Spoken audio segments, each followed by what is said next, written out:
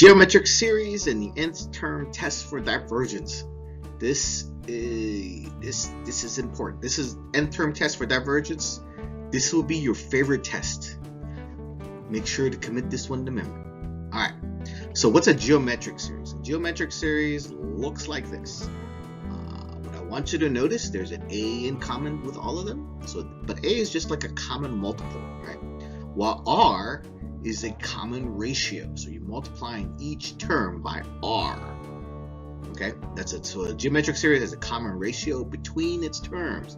And in this example, in this definition, r is the common ratio. Okay. I also want to point out, this is the first series where it starts at 0. That's kind of weird, I think. Well, anyway, so this one starts at 0. All the other series start at 1, or generally starts at 1. It is important to point out that this one starts at 0, and all the definitions relies on the fact that it starts at 0. Okay. So this is the basic formula. This you need to commit to memory. This is the form of the geometric series, and this is the formula. Okay. Under this condition, where the common ratio, the absolute value of the common ratio between 0 and 1. In other words, it's got to be, what's the word? It's got to be what? So like negative 1/2 works and positive 1/2 works, but like 3/2 doesn't work and r can't be 0, right? You can't have a common ratio of 0, because then you just get 0, right? So 0 doesn't really work. All right, well, 0 works, but it's not considered a series because all you're doing is multiplying everything by 0. But anyway, so that's this idea here. If r meets this condition, then this formula works. If r does not meet this condition, then this formula doesn't work. And in fact, if it has this condition where absolute value of r is greater than or equal to 1, right? If the ratio is 1, it doesn't work. If it's greater than 1, it doesn't work.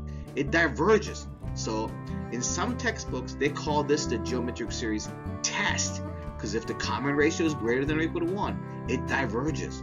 If the absolute value of the common ratio is between 0 and 1, then it converges. And this is the formula for it. All right. So this part right here is important. Commit that to memory.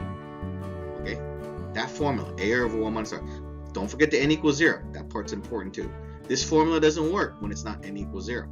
Okay. All right, moving on. So here's the first example. Now see, this kind of looks like it, but we're going to force it to look completely like it. So I'm going to take out the 3. So it's 1 over 2 to the n. But so here, so now I've got it written completely as the same form as geometric series, right? Here's my common ratio of 1/2. So that means I can use my formula, right? This is the formula.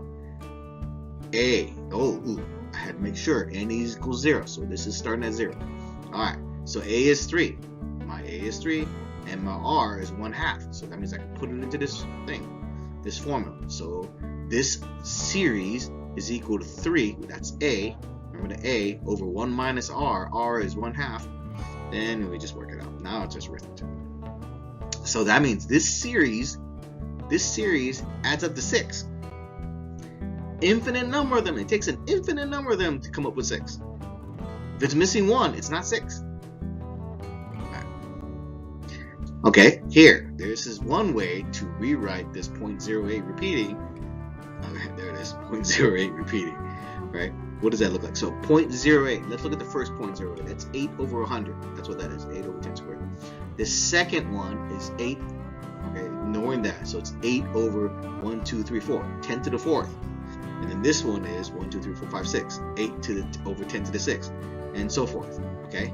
Now, what I want to do is take this and make it look like a geometric series problem.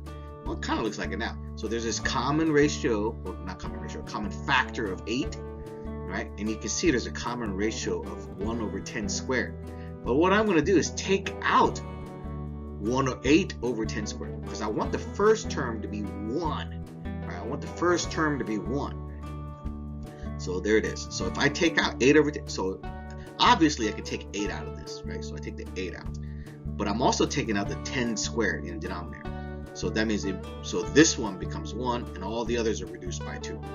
So I get this expression. So this is the geometric series expression. Okay.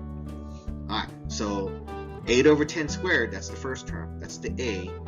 And then here, the common ratio between these is 1 over 10 squared. All right, so A is 8 over 10 squared, and the R is 1 over 10 squared. So that means A in the numerator, 1 minus R, 8 over 100 minus 1, which is 8 over 99. Now, one thing I have failed to point out every time is that the R is, the absolute value of R is less than 1 and greater than 0. Okay, that's important. It's not 0 and it's less than 1. All right. But what if the geometry tree doesn't start at n equals 0? Then what do you do? So here's an example. Right? So here, this is the good one. This is starting at 0. You have a common ratio. A in this example would be 1. Okay. But what if it starts at 4 instead? What do you do? Well, start with this one. So if you get stuck with this one, start with the one that starts with 0 first. So you just do the regular formula, right? So you get the sum of 2. So this one, you're going to start with 2 and subtract the missing terms. These are the missing terms, right? This is 1/2 to the 0, right? Anything to the 0 power is 1. And 1/2 to the first, 1/2 to the second, 1/2 to the third. And this one starts at 1/2 to the fourth. So these are the 4 terms it's missing. All right, and then it's just arithmetic, right? All that together is 15/8 and 1/8.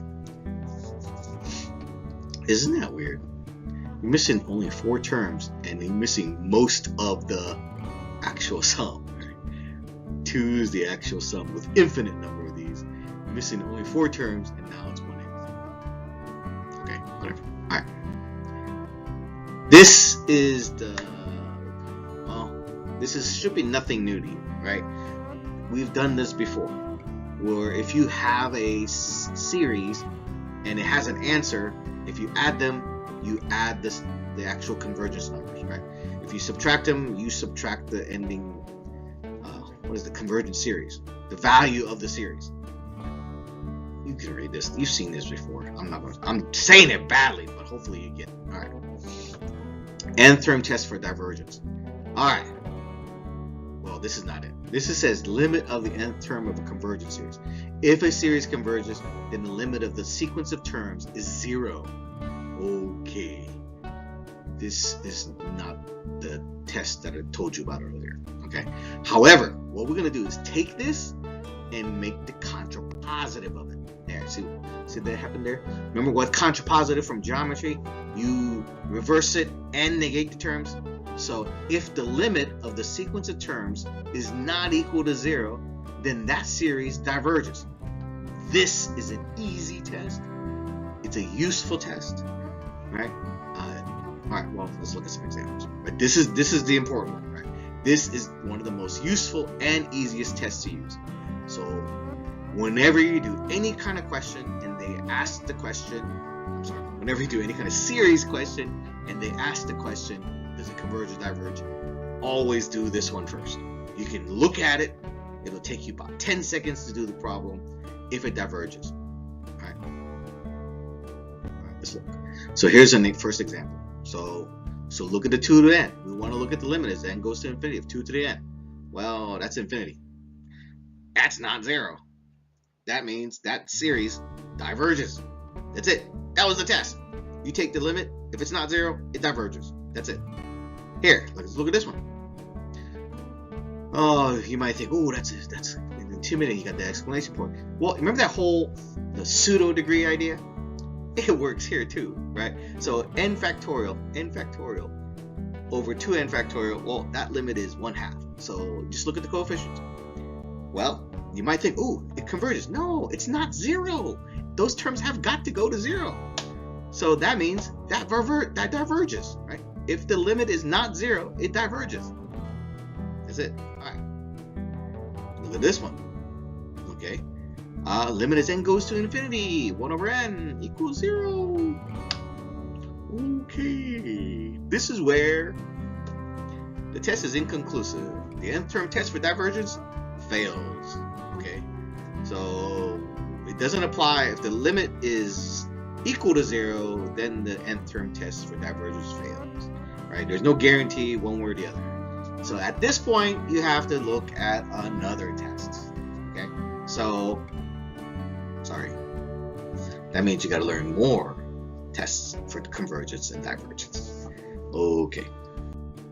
So, in this video, there was the geometric series, or in some books, they call it geometric series test.